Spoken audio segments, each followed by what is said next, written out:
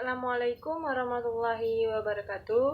Perkenalkan, nama saya Novia Saputri, NIM 190155201013. Di sini saya akan menjawab pertanyaan yang diberikan oleh Bapak Wiwin selaku dosen pengampu mata kuliah Pengantar Ilmu dan Teknologi Kemaritiman.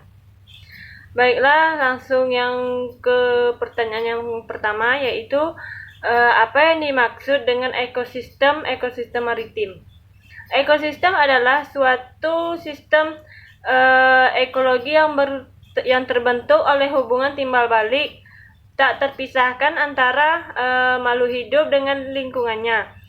Ekosistem bisa dikatakan juga suatu tatanan kesatuan secara utuh dan menyeluruh antara segenap unsur lingkungan hidup yang saling memengaruhi. Ekosistem maritim adalah kawasan atau daerah yang mempunyai cangkupan pada sektor kelautan, yang dimana segala aktivitas perdagangan dan pelayaran terjadi di kawasan tersebut.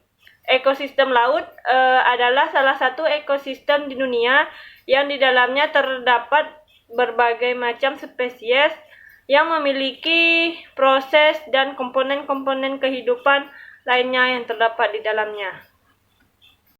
Soal yang kedua, yaitu jelaskan atau gambarkan bagaimana pembagian wilayah ekosistem maritim. Ekosistem laut atau disebut juga ekosistem bahari merupakan ekosistem yang terdapat di perairan laut. Terdiri atau ekosistem perairan dalam, ekosistem pantai pasir dangkal atau literal, dan ekosistem pasang surut. Ekosistem laut juga berperan penting bagi lingkungan di dalamnya, berasal dari fitoplankton di lautan, habitat pantai atau estuari, hutan bakau, dan sebagainya merupakan kawasan paling produksi di bumi.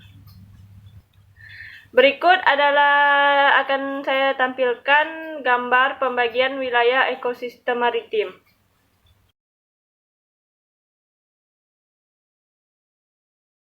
Ke soal yang ketiga, yaitu potensi maritim apa saja yang dapat dimanfaatkan oleh masyarakat. Indonesia dikenal sebagai negara maritim karena memiliki wilayah perairan yang luas dibandingkan wilayah daratannya. Berbagai potensi sumber daya dari beraneka macam ekosistem atau biota laut merupakan aset yang sangat menjanjikan bagi Indonesia jika dikelola dengan baik dan sebagaimana mestinya.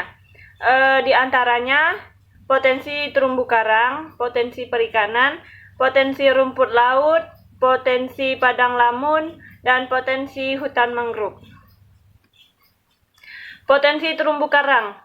Terumbu karang memiliki daya tarik dan manfaat yang sangat mendukung sektor kelautan.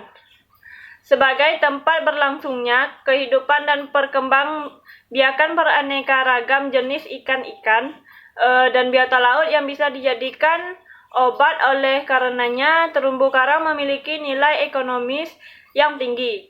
Di samping itu, terumbu karang memiliki ciri khas dan keindahan tersendiri yang dapat menarik minat para wisatawan lokal maupun mancanegara sehingga dapat meningkatkan devisa negara.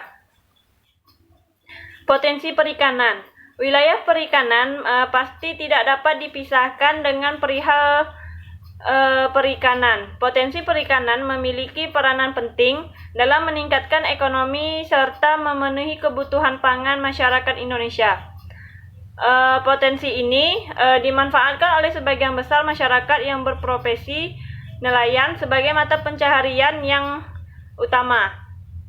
Namun, potensi ini juga sering disalahgunakan oleh berbagai oknum yang tidak bertanggung jawab dalam melakukan penangkapan ikan secara ilegal dengan menggunakan bahan berbahaya. Hal ini memungkinkan rusaknya berbagai macam ekosistem laut dan parahnya jenis-jenis ikan langka karena perkembangan biakan yang terjadi secara tidak terus-menerus akibat penangkapan ikan yang secara berlebihan.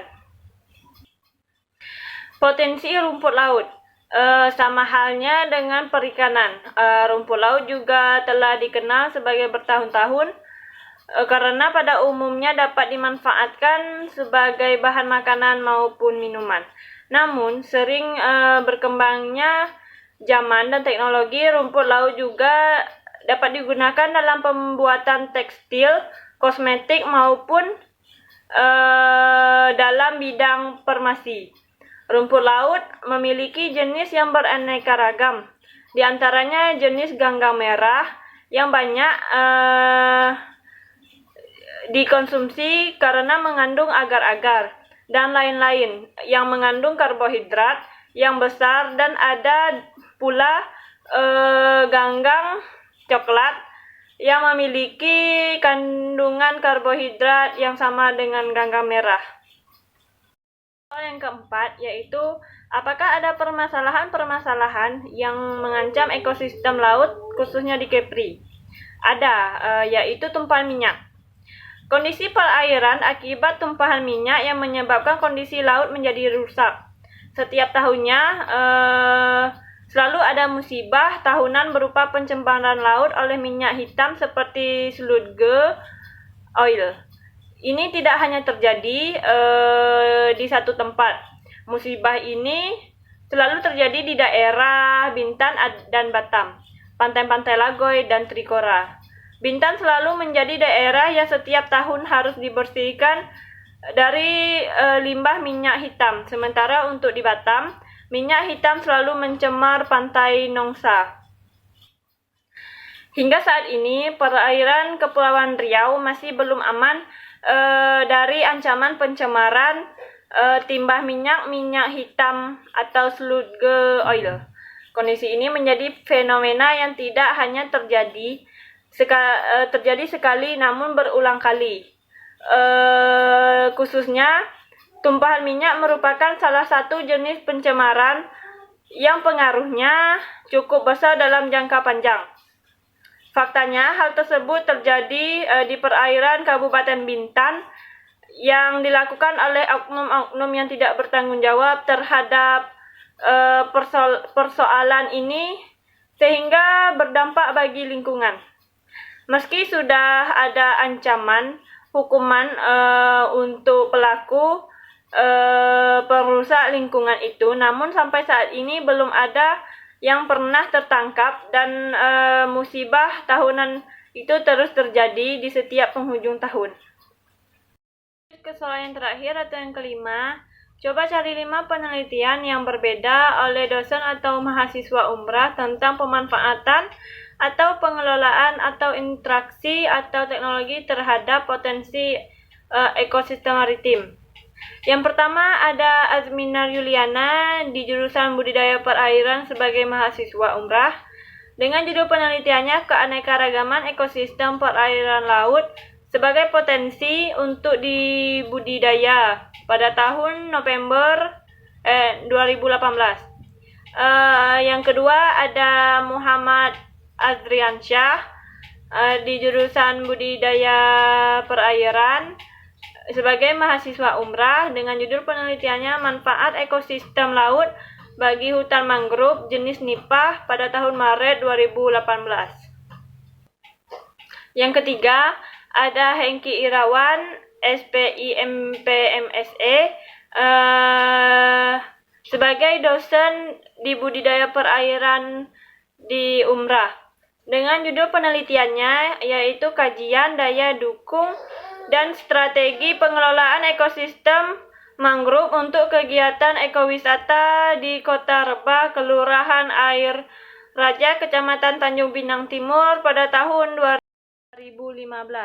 Yang keempat, ada Amdani Aprizal di jurusan Manajemen Sumber Daya Perairan sebagai mahasiswa di umrah dengan judul penelitiannya Analisis Ekologi Teluk Cikunyinyi untuk budidaya kerapu macan bulan Agustus sampai September.